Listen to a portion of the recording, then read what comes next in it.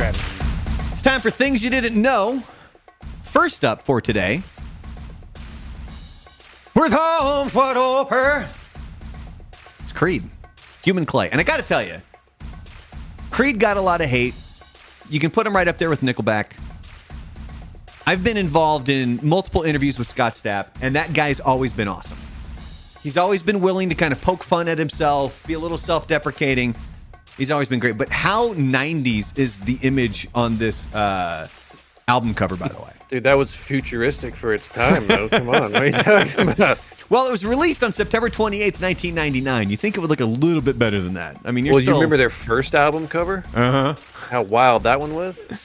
Well, this was, the second studio album from Creed. And it had the hits Higher, What If, With Arms Wide Open, and Are You Ready? Are You Ready?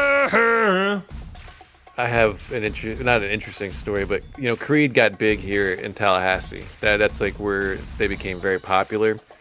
And around 97, you started hearing about them around town. And our local station was playing their music on their locals, like at Local at 7 or whatever the hell it was. And we used to, some of the high school girls, because there was a venue here in town called Floyd's. They would have an all ages show, and Creed was a lot of those all ages shows. So you would have some of these high school girls that would come back after a weekend and just talk about how great Creed was and how hot the band was. And I had never heard of them until I think their second album. It was just under the radar for me. But yeah, there was a lot going on here when they were here in town. I think from like 95 to 97. And Frank would go to the show and throw his panties on stage. Dude, if I would have, I probably would have. But I was That's not. what you want to be big with. The high school girl crowd. Yeah, I was not cool at that time, so I didn't know anything about that stuff. I was like, oh, okay. How'd that go? Okay.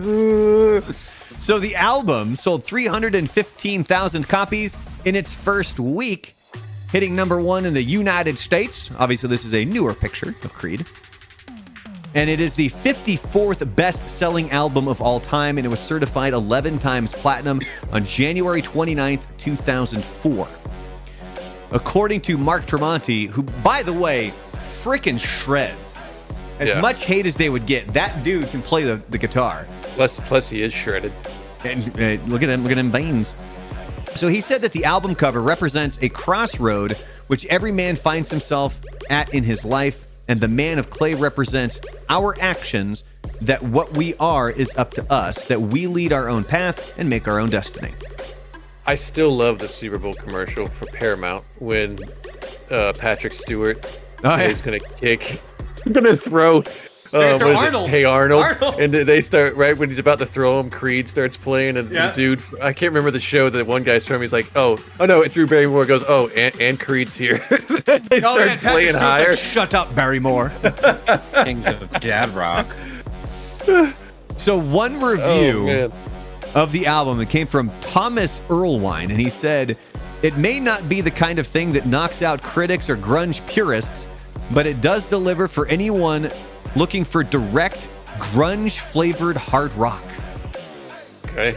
Would you even remotely connect Creed to grunge? No, it was like hardcore Christian rock is what they were. I wouldn't call them grunge or hard rock. Yeah, I was going to say either or. Actually, we did convince our youth group pastor that it was okay to listen to Creed because of that. So that totally passes that check. Certified. Yeah, all his songs are religious. I guess that was pre him being naked in the hallway at the hotel. Yeah. Like the first two albums, if you listen to their songs, they're very heavily like religious based. Like the stuff he sings and talks about. It's pretty wild. And then he went fucking nuts. I mean, he found his own crossroads, right? He did have his Definitely took a path. He did have his own struggles. And finally, a lot of the music from the album is featured in other media, including the song Wrong Way on the End of Days soundtrack, which, by the way, I friggin' love this soundtrack. The Korn song is top-notch right there. And the Eminem song as well, called Bad Influence. And then it was also What If was in the soundtrack for the movie Scream 3. Scream, yeah. That's actually a decent song. I'm not gonna lie, that What If song fucking hits. Oh, dude, that's not bad. That's in a consistent workout playlist for me with Scream 3. Yeah, that one actually hits. Out of all of them, I think that's probably one of my favorite ones. That one actually hits. Yeah, like they get into it. right after Jock Jams. Yeah, the video is weird, but that song actually hits.